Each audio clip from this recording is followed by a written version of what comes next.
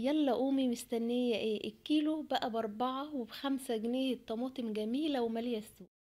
يلا قومي بقى كده اتنشطي وشدي حيلك وهاتيلك شوية طماطم وتعالي هنفرزهم بطريقة بإذن الله لو قعدت عندك سنة ولا هتغير طعمها ولا هيغير ولا لونها، وهتكون جميلة من أول لآخر حباية هتعمليها وهتستغل. عملت الصلصة المركزة بتاع الشركات بطريقة خطيرة يا بنات. جربوها كده، جربوها بالطريقة دي وبإذن الله هتدعولي، طعمها مش هيغير أبدا أبدا. لونها كمان أحمر زي ما انتوا شايفين. هاتيلك بقى كمية اللي تقدري عليها وشيليها. القفص رخيص مش غالي، كنا بنجيبها الفترة اللي فاتت غالية جدا، وبصراحة يعني عرفنا قيمتها. هنعمل الصلصة المركزة في البيت، مش هتاخد معاكي مكان في الفريزر. لو عايزة تسيبي منها في التلاجة من تحت على قد ما تقدري مش هتبوظ معاكي. هعمل الفيديو مختصر جدا يا بنات، اختصرت فيه على قد ما قدرت علشان خاطر وقتكم وعشان خاطر تستفادوا اكتر. يلا بقى كده نقول بسم الله وتعالي شوفي. انا غسلت الطماطم كويس قوي قوي لان بيبقى عليها حاجات كده لازم نحاول نغسلها. غسلتها والله كمان بمية سخنة عشان المواد اللي هي بتكون عليها. واهم حاجه شيلي معايا مكان الورده بتاعه الطماطم، انا بحب اشيلها، ما بعملهاش ابدا ابدا، لازما بمسكها اشيلها كده وافتح الطماطمايه كده بالنص عشان خاطر اتاكد لو فيها اي حاجه. والله كان يعني انا يا رميت واحده من القفصين يا اتنين مش كتير. فعلا هي جميله وما فيهاش اي حاجه وقلبها كان نضيف وزي الفل. انا لازم بجد افتح الطماطمايه كده وابص في قلبها عشان خاطر انا بحب اعمل الصلصه تكون نظيفه. انا بعملها كمان في البيت عشان خاطر اكتر حاجه تكون نظيفه ومضمونه وعاملينها بايدينا وشايفين نظافتها وحلاوتها، ومهما كان بتكون موفره جدا. عملتها بقى كلها للاختصار الفيديو بالطريقه دي، عملت القفصين بالطريقه دي، حطيتهم على البوتاجاز غلوا كويس قوي قوي، سبتهم يغلوا كويس قوي قوي على قد ما قدرت. وبعد كده بالشكل ده انا عملت 4 حلل، وبعد كده سبتهم يغلوا بالشكل ده. انا بحاول اختصر لكم الفيديو. وجبت بقى كده الخلاط بعد ما بردوا، سبتهم بردوا وجبت الخلاط وبعد كده ضربتهم ورجعت اهو. هتشوفوا هنعمل ايه. الطريقه الجايه الطريقه دي اللي هي العاديه، يعني لو عايزه تعمليها لحد كده تفرميها وتشيليها في الاكياس حطيها في الفريزر براحتك برضو بتكون حلوه. بس الطريقه اللي جايه بصراحه بتحفظ لي الطماطم فتره اكتر وبتخلي طعمها جميل جميل جدا يا بنات. اضربي بقى كده الطماطم وهاتي حله كبيره حطي فيها شويه زيت، ودي التكايه معانا. الطريقه دي هي اللي بتحفظ لي الصلصه على اكتر وقت. كمان الطريقة دي بتضاعف لون الصلصة معايا، بتخلي اللون احمر كده وجميل زي الدم.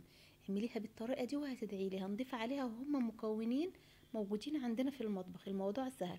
حتى لو هتجربي حلة كده، هجربي شوية كده والله لو جربتيها بالطريقة دي هتشوفي اللون الاحمر الجميل في الاكل بتاعك، مش هتقدري تبطليها تاني.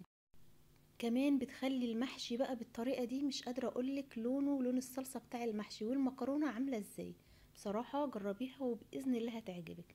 هاتي حلة كبيرة حطي فيها شوية زيت كده حلوين، يجي نص كوباية اللي هو المج الشاي بتاعنا، حطي نصه او يعني او اقل او اكتر شوية، مش يعني على حسب كمية الطماطم. انا عاملة حلة كبيرة فحطيت يجي كوباية الا ربع زيت، سبتهم يسخنوا ونزلت عليهم بالطماطم. سبتهم يسخنوا. اول ما بتنزلي على الزيت وهو سخن بيضاعف لون الطماطم، بيخلي الطماطم تنزل اللون بتاعها. سيبيها بقى كده، هاتيها وحطيها في الزيت وسيبيها وتعالي هنضيف عليها المكون اللي هيحفظ لنا الطماطم مع الزيت هو السكر. هنحط على الحلة دي 3 معالق سكر كبار.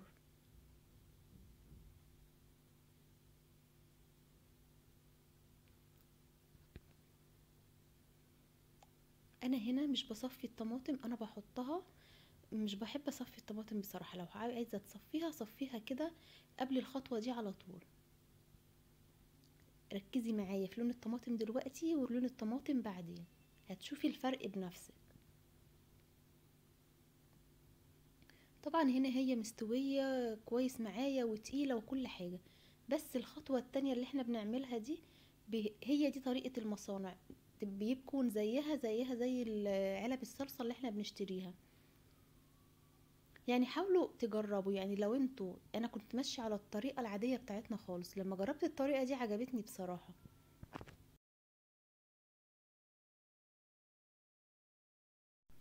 نزلت عليها ب3 معالق سكر كبار، وقلبيهم بقى كده واشتغلي معايا، سيبيها كده على النار. بس اهم حاجه، اللهم صل على سيدنا محمد، تقلبي يا حبيبتي كده من تحت، قلبي من تحت لفوق عشان خاطر الصلصه ما تلزقش معاكي ولا تعمل ولا يحصل لها اي حاجه. كل شويه من وقت للتاني قلبي. لو انتي واقفه جنبها عسيب النار عاليه عادي، مش مشكله. هي الموضوع بسيط، مش بتاخد وقت في الخطوه دي على طول. سيبيها بس تقلب كده وتتقل معانا وقوامها يتقل، هتلاقي لونها احمر، وهتشوفي اللون اختلف من دلوقتي لكمان شويه، اللون بيختلف جدا. طبعا هنا انا هعمل حله تانية بنفس الطريقه، لان الطريقه عجبتني جدا بصراحه.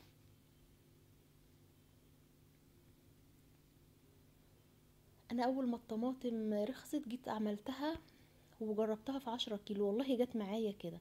لقيت الطريقة حلوة، جت في دماغي كده وانا واقفة بعمل، قلت طب انا هعملها بالطريقة دي. لان انا مجرد يعني في الطريقة العادية لما بنيجي نعمل اكل، مجرد ما بحط الصلصة على الزيت، فبلاقي لون الصلصة لونها اللي هو فتح، لونها اللي هو بقى قلب احمر معايا كده، واتسبكت وبقت جميلة. حتى تابعوا معايا الفيديوهات، هتلاقي في الوصفات بتاعتي الصلصة على طول حمرة كده. والوش الجميل بقى، الوش عارفين الوش الاحمر المزيت الجميل ده اللي بيلمع، هتديكي هي الطريقة دي. انا بصراحة نفسي تجربوها، حتى لو في 5 كيلو. دلوقتي ممكن تجيبي 5 كيلو ب20 جنيه. وبعدين انا بقولك هاتيلك كمية، لان هي في ثانية بتلاقيها غليت.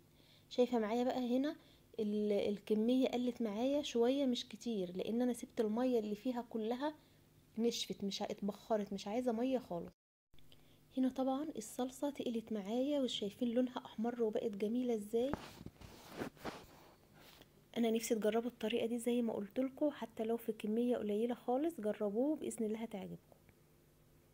هاتي بقى هنا، ده الكمية دي انا قلت هركنها كده عشان خاطر احطها في التلاجة من تحت، تكون جاهزة معايا، مش هيحصل لها اي حاجة. احنا حاطين فيها زيت وسكر والاتنين، وكمان بخرنا المية اللي فيها خالص. فكده احنا بقينا حافظين الطماطم بطريقة كويسة. عايزة تحطيها ببطرمانات وحطيها في الفريزر مش مشكلة. اهم حاجة تكوني معقمة البطرمانات كويس قوي. عبيها بقى في الاكياس بعد ما بردت تماما، وعبيها، حطي الكمية اللي تناسبك. انا عملت هنا الاكياس كبيرة، وبقيت الكمية اللي انا عملتها قبل كده عملتها اكياس صغيرة. قلت الكمية دي بتكون هعبيها للمكرونة وللمحشي.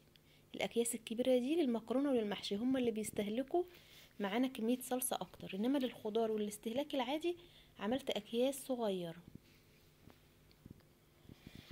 يلا بقى كده، حطيلي لايك للفيديو واشتراك في القناة، نوريني في قناة ابداعات منمن كده، وهتشوفي باذن الله كل الوصفات السهلة والسريعة والبسيطة. يعني احنا بنحاول على قد ما نقدر نقدم حاجة تكون بسيطة وسهلة، لان الموضوع اي حاجة بقت بتتكلف جدا وبقت بتصرف جدا. فبقولك وانتي نازلة السوق، ما تنزليش تفرزي وتعملي وخلاص، لا. الحاجة اللي تلاقيها رخيصة ابدأي منها، ابدأي بيها واعملي، اللهم صل على سيدنا محمد، واعملي منها كمية. لان هي دلوقتي طول ما هي رخيصة بتكون كتيرة، وانا كده يعني فرست الكمية اللي انا عايزاها وما كنش عملت ازمة ولا حاجة. مثلا في حاجات بتكون غالية جدا هروح اجيب منها كمية، طب ليه؟ لا، الحاجة اللي هي الرخيصة لو عايزة اجيب منها حاجة مش هفرز بقى كمية كبيرة، اجيب على قد استهلاك مثلا اسبوع اسبوعين كده، واحضرهم واحطهم في التلاجة، مش هيحصل لي اي حاجة. بس الحاجة لما تجينا فرصة ان الطماطم البصل الحاجات دي تكون رخيصة، لا طبعا ما تضيعيش الفرصة دي، وشيلي الكمية طول على قد المكان اللي عندك شيلي، لان الطماطم احنا بنستهلكها بكمية كبيرة. طبعا هنا القطة طلعت عشان تسلم تبص على الصلصة بتاعتي، بس انا لحقتها ونزلتها بسرعة. اللهم صل على سيدنا محمد. حطي لايك للفيديو وقولي لي كده رأيك في الصلصة، وبتعملي الصلصة ازاي.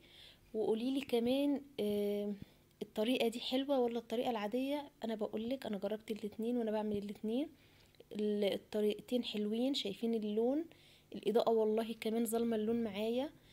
الصلصة لونها احمر جدا ومركزة وقطعت معايا كمية كبيرة. حطيلي بقى لايك للفيديو الجامد ده، والسلام عليكم ورحمة الله وبركاته.